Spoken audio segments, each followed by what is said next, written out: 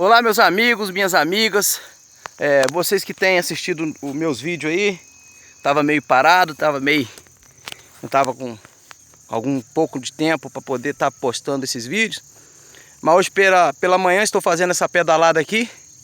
E aproveitei e parei aqui, ó, no alto da Serra da Passagem, em Valença, Rio de Janeiro, tá?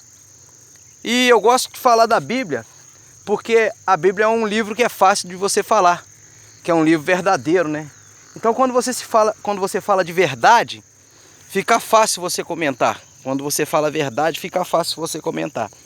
Haja vista que nós, seres humanos, todos nós falamos mentira. Ou pequeno, ou grande, mas não existe... eu não minto, já está mentindo. Porque nós somos seres imperfeitos, certo? Então cometemos esse delito aí de falar mentira. Mas que Deus venha nos perdoar nesse dia de hoje pelas mentiras que nós temos falado, tá? Que nós possamos estar tentando fazer o melhor possível. Eu quero aproveitar esse momento aqui em cima aqui, ó, para estar falando a respeito de um personagem da Bíblia, o qual o nome dele se chama Mefibosete, ou Mefibosete. Alguns pregadores, né, cada um fala de um jeito. Mefibosete. Esse rapaz foi um cara que logo na sua infância teve várias coisas que hoje nós chamaríamos de má sorte.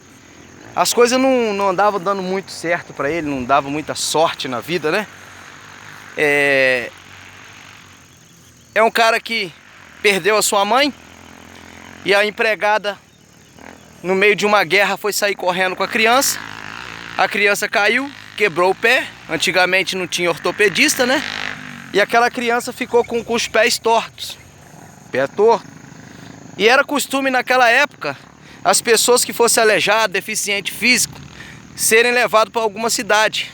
E existia uma cidade naquele lugar que chamava-se Lodebar, que se você for pesquisar, eu não estou certo, né? Quer dizer lugar de tristeza e dor. As pessoas deficientes físicas eram levadas para lá, e lá permaneciam até a morte, né? Ou seja, elas eram excluídas da sociedade, elas eram abandonadas da sociedade.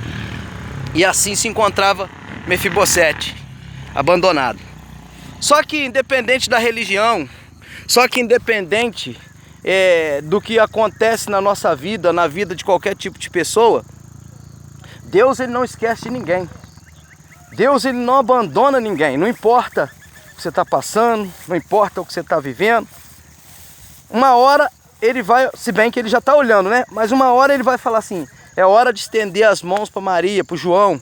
É hora de estender a mão para essa pessoa que está atravessando essa dificuldade. Essa palavra se encontra no livro de 2 Samuel, capítulo 4. Se tiver a sua Bíblia, seja ela católica, cristã, você pode procurar lá que vai estar essa história lá desse rapaz. Então o que aconteceu? Esse rapaz, ele se encontrava abandonado numa cidade, jogado à própria sorte, eu digo, né, ao próprio azar, porque estava numa cidade que chamava lugar de tristeza e dor. Mas Deus, ele não esquece de ninguém. Deus não esquece de ninguém, não esquece de mim, não esquece de você, não esquece do pobre, do rico, do preto, do branco. É questão de tempo. Só que nós, seres humanos, somos muito ansiosos. Nós temos muita ansiedade, a gente quer que as coisas aconteçam rápido, aconteçam na hora.